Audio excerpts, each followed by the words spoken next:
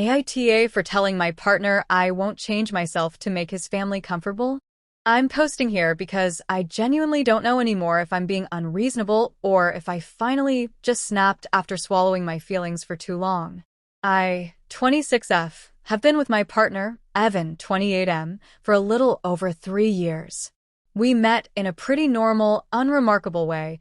Mutual friends, casual hangouts that turned into long conversations, then into a relationship that felt easy at first. Evan was kind, thoughtful, emotionally available in ways I hadn't experienced before. He listened. He remembered things. He made plans and followed through. For the first year, I thought I'd finally found someone who saw me as a partner, not a project. Looking back now, I think the reason it felt so calm was because his family wasn't really in the picture yet. Evan is very close to his family. At least, that's how he phrases it.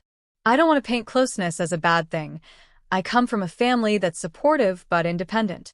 We love each other, but no one is calling daily to check what someone else is wearing or eating or planning. Evan's family, on the other hand, is involved. Deeply. Constantly.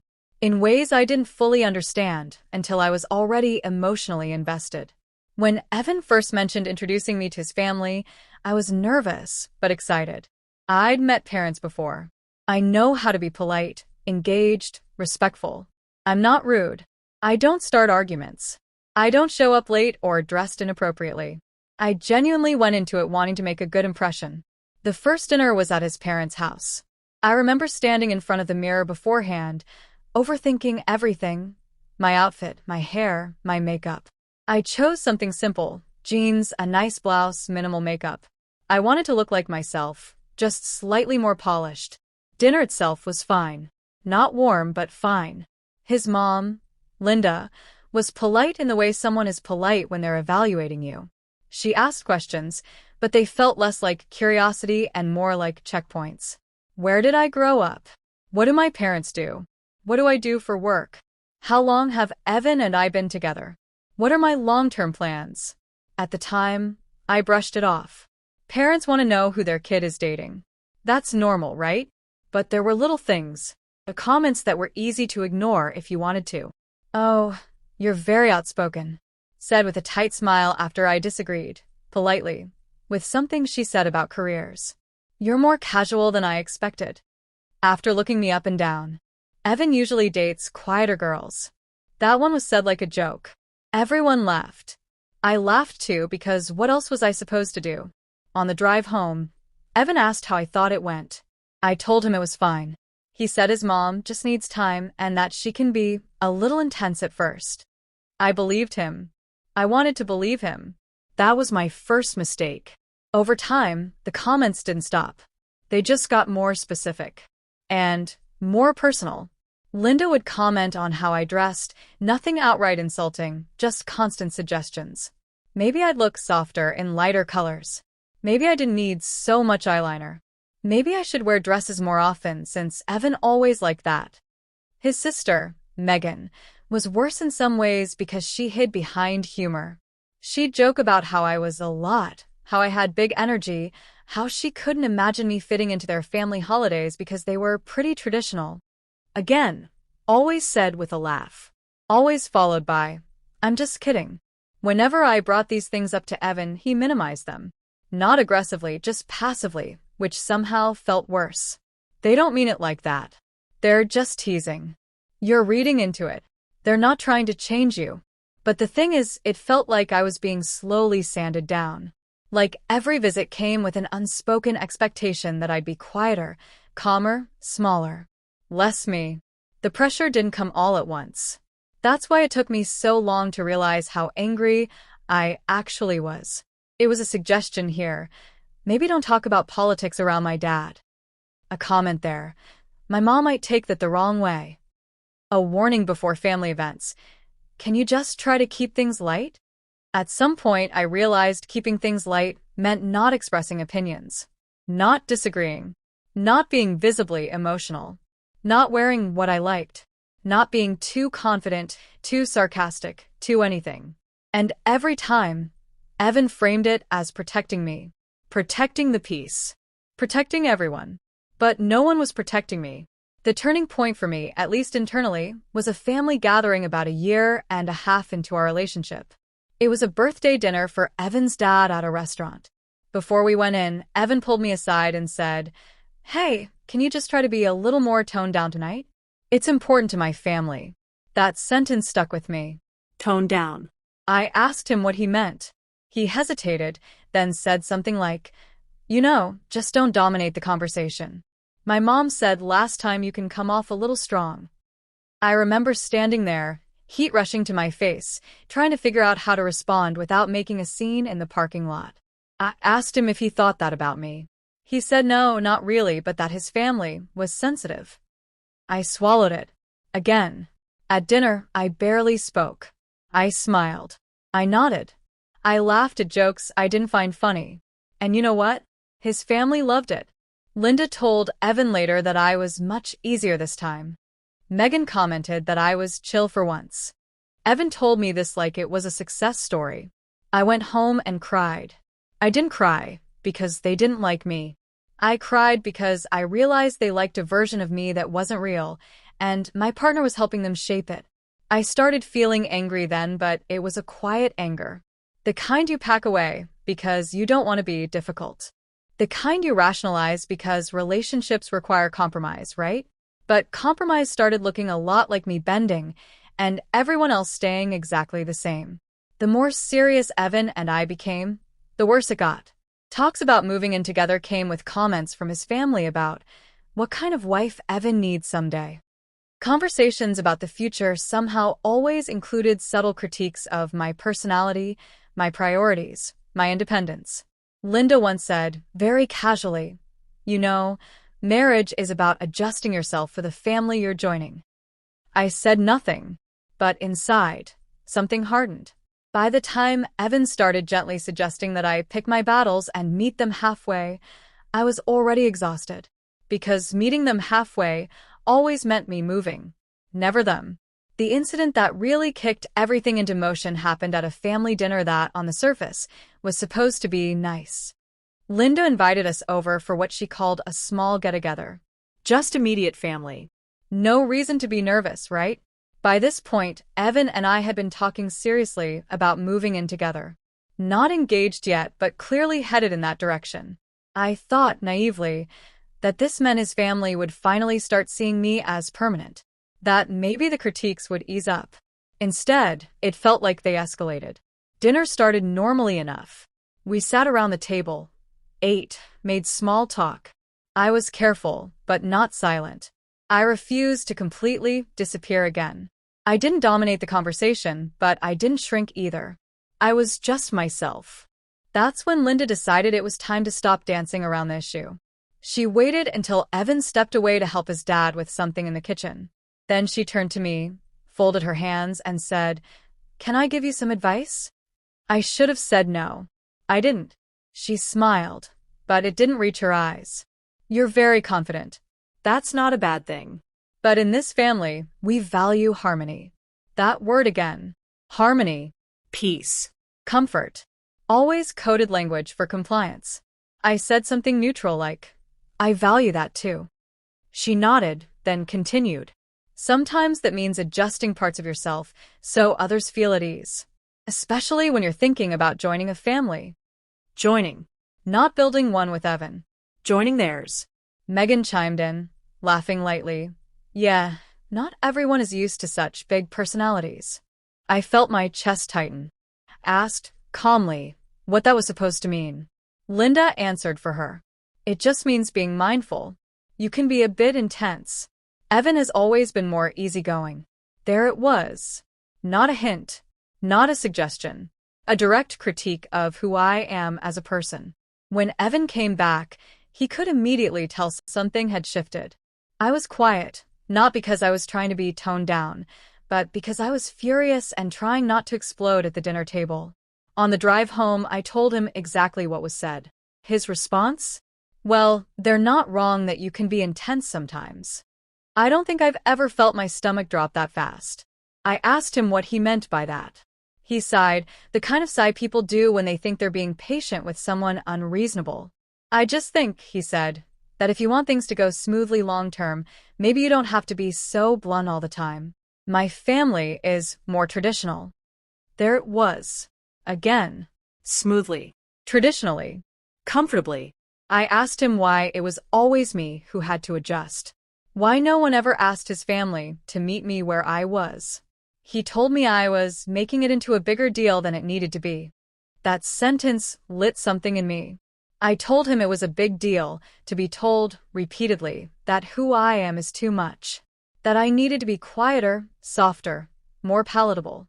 That his family didn't want me as I was, and that he seemed okay with that. He said, "They're just trying to help you fit in."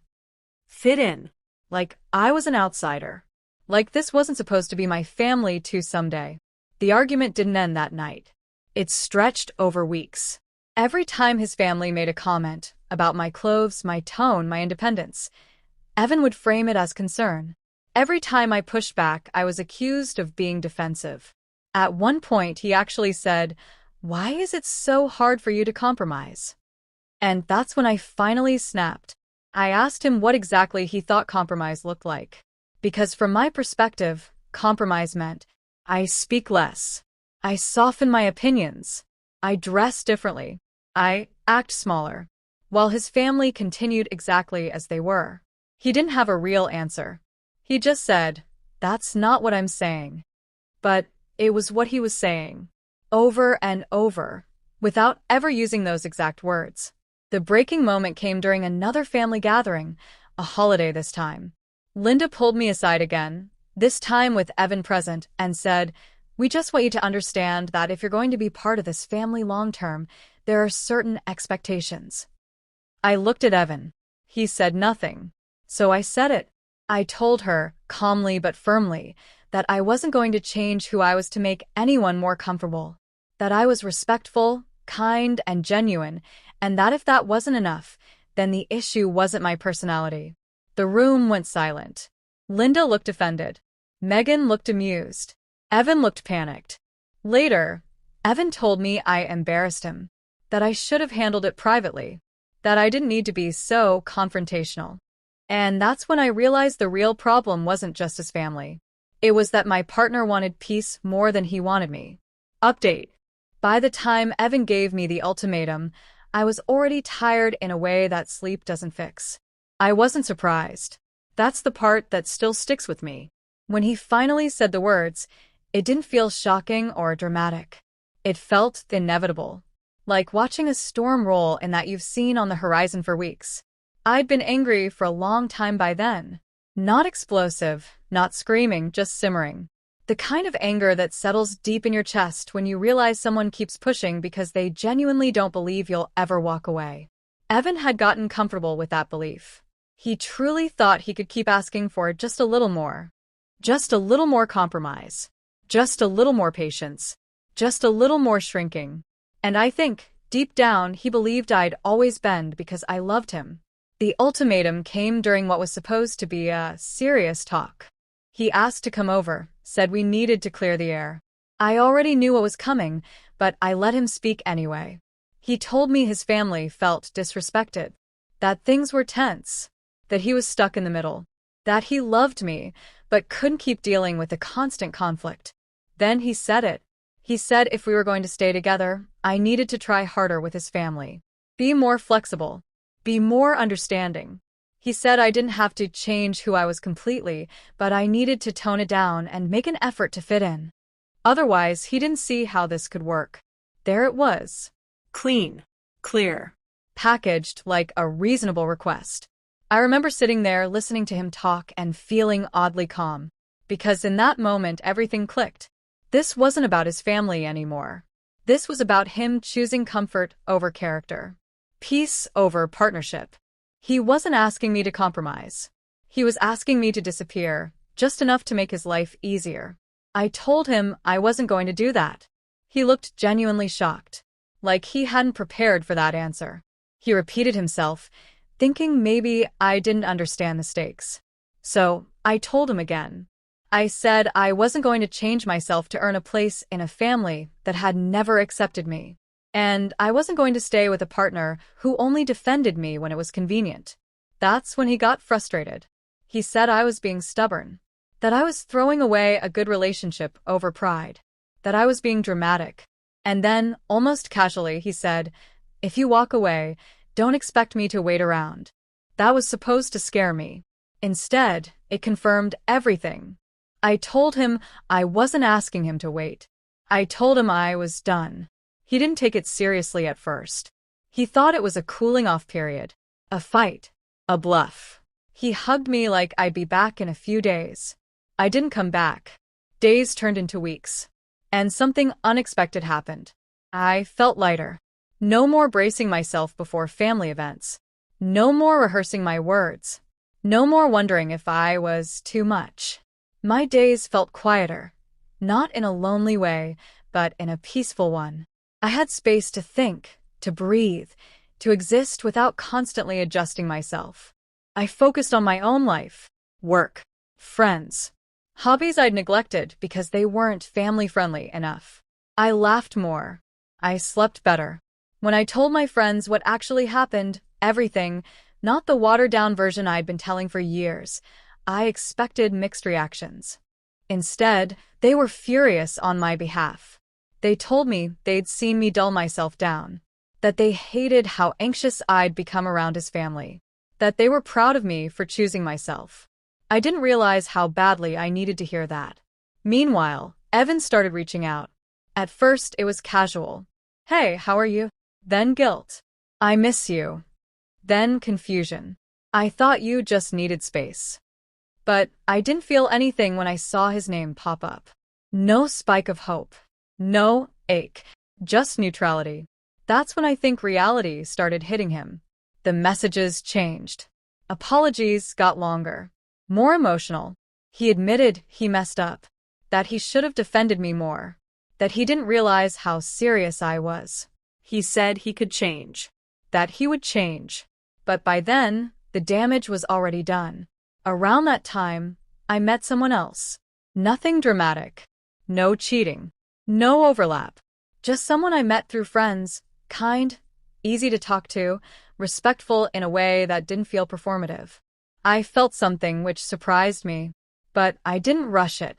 I didn't want to jump from one relationship straight into another. Eventually, he asked me out. I said yes. Not because I needed someone new, but because I finally felt free enough to want something again. And that's when Evan really started to panic. By the time Evan realized I wasn't coming back, it was already too late. I don't say that to be dramatic. I say it because I watched the realization slowly sink in, piece by piece, through his messages, his tone, his desperation to rewrite the past like it hadn't already happened. At first, his attempts at damage control were subtle. He asked if we could just talk. He said he wanted to understand, that he'd been doing a lot of thinking, that he finally saw where he went wrong. Then they escalated. Long paragraphs. Apologies stacked on top of promises. He said he should have stood up for me, that he should have shut his family down, that he didn't realize how much pressure they were putting on me until I was gone. He told me he'd talked to his mom, that he'd set boundaries, that things would be different now. I believed that he believed that. But here's the thing no one tells you about breaking points. Once you hit them, you don't feel angry anymore. You don't feel sad. You just feel done. I wasn't holding on to resentment. I wasn't plotting revenge. I just didn't feel anything romantic toward him anymore. The version of myself that loved him had been worn down too slowly to survive. He asked to meet in person. Against my better judgment, I agreed. Not because I thought we'd get back together, but because I wanted closure on my own terms. We met somewhere neutral. He looked exhausted. Smaller somehow. Like the confidence he'd had when giving me that ultimatum had finally evaporated. He apologized again. He said he'd do anything to fix it. He said he didn't realize how serious I was because I'd always been patient before. That sentence hit harder than he probably intended. Because he was right. I had always been patient. And he mistook that for tolerance without limits. I told him calmly that the problem wasn't just his family. It was that when it mattered, he chose the path of least resistance, and that path was always me bending. I told him love isn't asking someone to be smaller, so others don't feel uncomfortable. He asked if there was any chance. I told him no. That's when he finally broke. Not in a dramatic way, but in a quiet, devastated one. He admitted he thought I'd come back, that I'd cool off, that I'd realize it was easier to compromise than to start over. And maybe that's what hurt the most. He didn't think I'd choose myself. After that conversation, I felt a strange sense of peace, like closing a door that had been rattling in the wind for too long. A few days later, I heard through mutual connections that his family was upset, that Linda felt I'd overreacted, that they thought I was immature for walking away instead of working it out. That didn't surprise me either. What did surprise me was how little it bothered me. Because while they were busy reframing the story to make themselves comfortable, I was living a life that finally felt like mine again. The guy I'd gone out with? Things stayed slow. Healthy. No pressure. No expectations to perform or adjust. He didn't flinch when I spoke. Didn't try to smooth me out. Didn't treat my personality like something that needed managing. For the first time in years, I didn't feel like I was auditioning for a role. Sometimes Evan still crosses my mind, not with longing, but with clarity. I don't think he was a bad person. I think he was someone who never learned how to stand up to the people who raised him and instead asked his partner to absorb the impact. I won't do that again. So now I'm here, asking strangers on the internet what I couldn't fully trust myself to believe back then. AITA for telling my partner I won't change myself to make his family comfortable, and walking away when he gave me an ultimatum? Because from where I stand now, choosing myself wasn't cruelty. It was survival.